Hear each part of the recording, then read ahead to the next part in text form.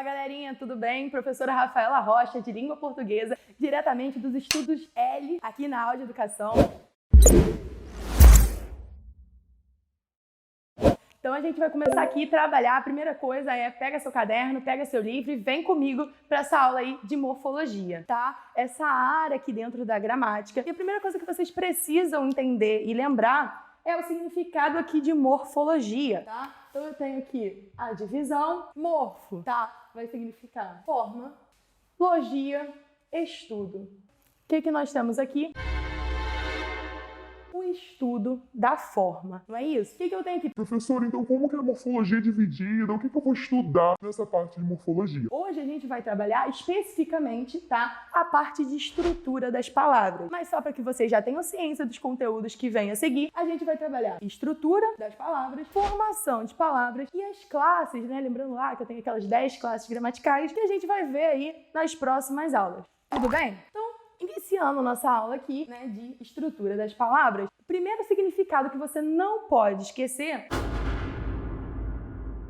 é o significado de morfema. São as unidades mínimas de significação de uma palavra. Mas professora, que nome difícil, morfema, o que é isso? Então, gente, vocês precisam lembrar, pensa aí na construção de um muro, na construção de um prédio, ou até mesmo nas pecinhas de Lego, né? E esse muro, ou esse objeto ali que você vai montar com Lego, ele vai ser a sua palavra. Então eu tenho os morfemas, que são aquelas pecinhas ou os tijolos ali que você vai reunir para montar a sua palavra, beleza? Então dentro ali uma palavra simples, ela vai ser composta por alguns elementos, tá? Elementos que a gente vai trabalhar hoje. O radical, as desinências, a vogal temática, tá? Temas e afixos, belezinha? Então vem comigo. Primeira coisa, gente, eu tenho aqui o radical. O radical vai ser a base da minha palavra. Então vai trazer aqui, tá? Ó, significado, origem, beleza? Isso significa que quando eu tenho pensando ali, ó, peguei um exemplo poético, tá? Pensei no meu grande Carlos Drummond, que escreveu, né, no meio do caminho. Tinha uma pedra no meio do caminho. E aí, pegando já Carlos Drummond, parceirão, eu tenho aqui a palavra pedra, né? Substantivo primitivo, eu tenho radical, ped, tá? Se eu juntar aqui com a desinência, eu tenho pedra. Eu posso fazer o que, gente, aqui? Posso criar novas palavras a partir de um mesmo radical. Então, eu posso criar pedra, pedreiro, pedrinha, tá? E várias outras palavras. Então, a gente pode colocar aqui os sufixos, a gente pode colocar prefixos e a gente vai ver esse processo aí com calma. Tudo bem? Então, aqui a ideia é você entender que cada palavra possui um radical, né? Seja ela um nome, seja ela um verbo, ele vai possuir um radical que vai trazer essa relação de significado de um mesmo grupo semântico, tudo bem? Então eu tenho também como outro elemento, como morfema, eu tenho as desinências, né? As desinências, elas vão indicar a flexão, tá bom? A flexão das palavras. Professora, quando eu falo em flexão, eu falo no quê mesmo? Então, gente, eu falo de flexões. Eu posso dizer, né,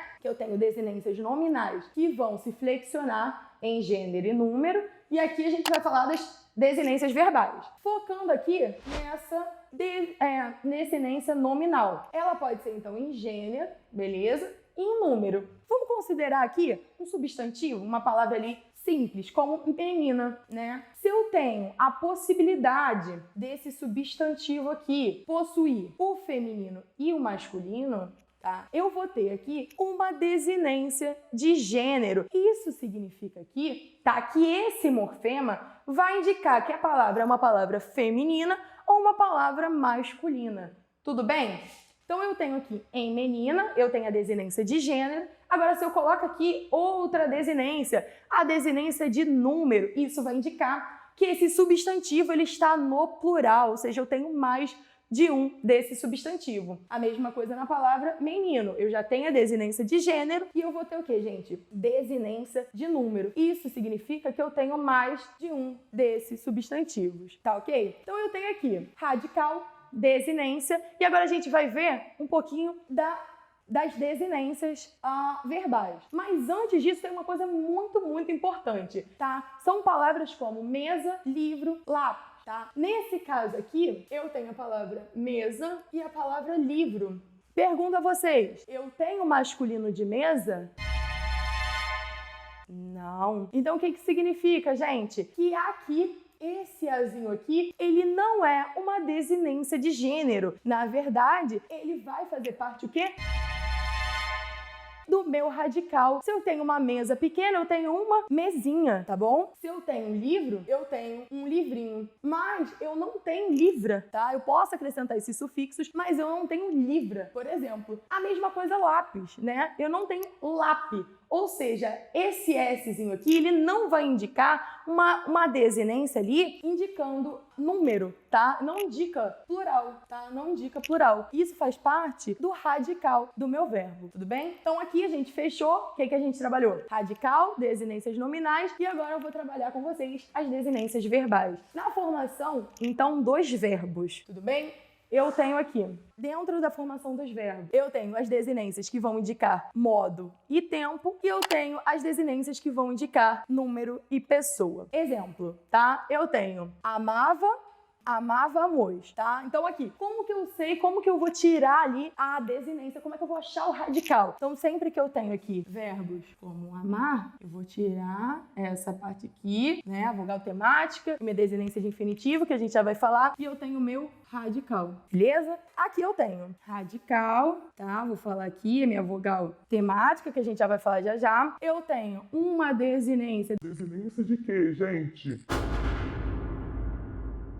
De modo, não é isso? Tempo e modo aqui. Então, eu tenho pretérito o quê? Imperfeito do indicativo. Imperfeito. Tá? Então, aqui eu tenho tempo do modo... Qual modo? Do modo indicativo. Belezinha? Esse mos aqui, professora, o que significa esse mos? Eu tenho aqui uma desinência número pessoal. Isso significa que eu estou me referindo à primeira pessoa do que, gente? Do plural. Belezinha? Então, aqui eu tenho, dentro das desinências verbais, desinência de modo e tempo e desinência de número e pessoa, como a gente vê aqui. A mesma coisa, então, tá? Partisse, o mesmo sentido. Eu vou ter aqui, ó, verbo partir. Vou tirar essa partezinha. Qual é o meu radical aqui, ó? Parte, tá? Eu vou ter aqui minha vogal temática, a gente já vai falar aqui embaixo. Eu tenho desinência, tá? Vou abreviar aqui. Modo temporal, desinência, número, pessoal. Pegou?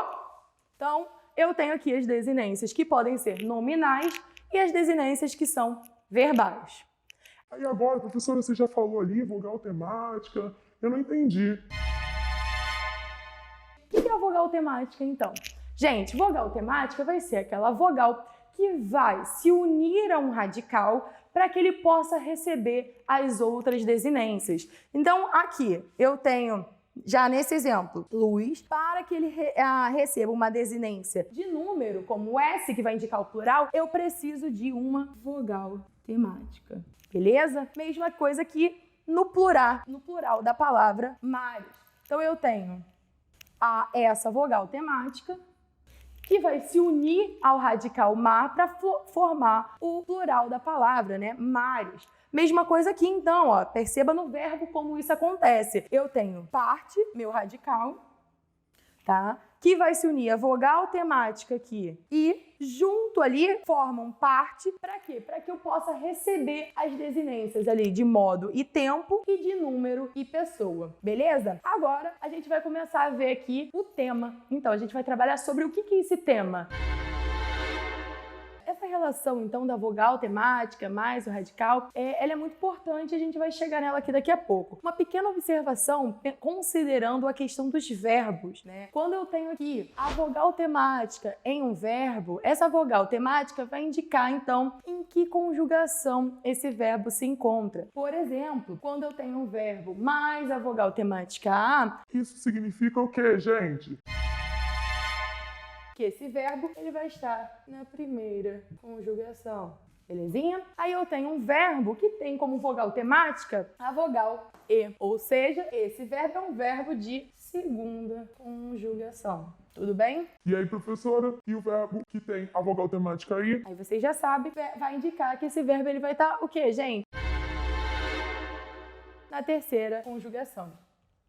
Tudo bem? E aí, como eu disse para vocês, então, essa união entre o meu radical, que vai ser a base da palavra, mais a minha vogal temática, essa união tem um nome. Esse nome é o tema, tá? Então ninguém vai discutir aqui, né, fazer um debate, não. O tema não vai ser o assunto, e sim essa união entre o quê, gente? Radical e vogal temática. Como que eu observo isso, né? Como é que eu identifico, gente? Nos verbos, isso é muito fácil. É só eu destacar essa desinência aqui de infinitivo, tá? Eu tirei esse Rzinho do final. O que eu vou ter aqui, essa divisão, gente? Eu tenho radical mais vogal temática em todos eles. Tirei o R, o que me sobra? O meu tema, que vai ser essa junção entre o radical e a vogal temática. Isso considerando o quê? Os verbos, não é isso? Agora, quando eu tenho aqui, ó, então aqui eu tenho...